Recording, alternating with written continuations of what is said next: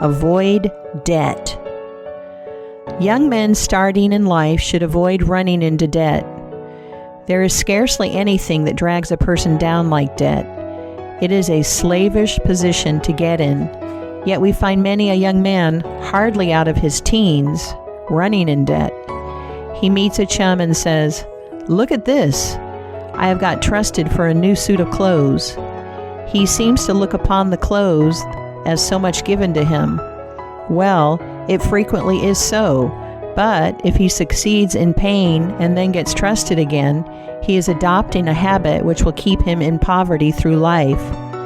Debt robs a man of his self-respect and makes him almost despise himself, grunting and groaning and working for what he has eaten up or worn out, and now when he is called upon to pay up, he has nothing to show for his money. This is properly termed working for a dead horse. I do not speak of merchants buying and selling on credit, or of those who buy on credit in order to turn the purchase to a profit. The old Quaker said to his farmer's son, "John, never get trusted, but if thee gets trusted for anything, let it be for manure, because that will help thee pay it back again." Mr. Beecher advised young men to get in debt, if they could, to a small amount in the purchase of land in the country districts. If a young man, he says, will only get in debt for some land and then get married, these two things will keep him straight, or nothing will. This may be safe to a limited extent, but getting in debt for what you eat and drink and wear is to be avoided. Some families have a foolish habit of getting credit at the stores, and thus frequently purchase many things which might have been dispensed with. It is all very well to say, "I have got trusted for 60 days, and if I don't have the money, the creditor will think nothing about it." There is no class of people in the world who have such good memories as creditors. When the 60 days run out, you will have to pay. If you do not pay, you will break your promise and probably resort to a falsehood. You may make some excuse or get in debt elsewhere to pay it, but that only involves you the deeper.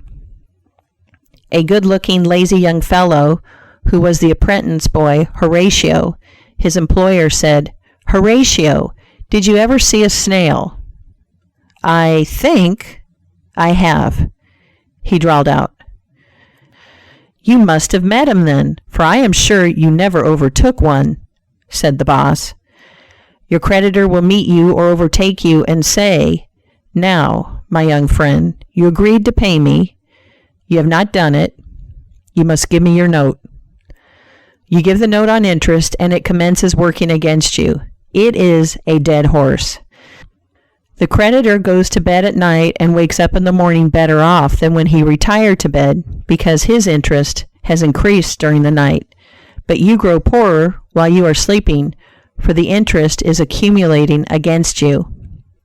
Money is in some respects like fire. It is a very excellent servant, but a terrible master.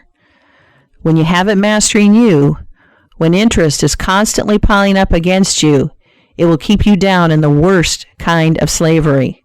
But let money work for you, and you have the most devoted servant in the world. It is no eye servant. There is nothing animate or inanimate that will work so faithfully as money when placed at interest well secured. It works night and day and in wet or dry weather. I was born in the blue law state of Connecticut, where the old Puritans had laws so rigid that it was said they fined a man for kissing his wife on Sunday.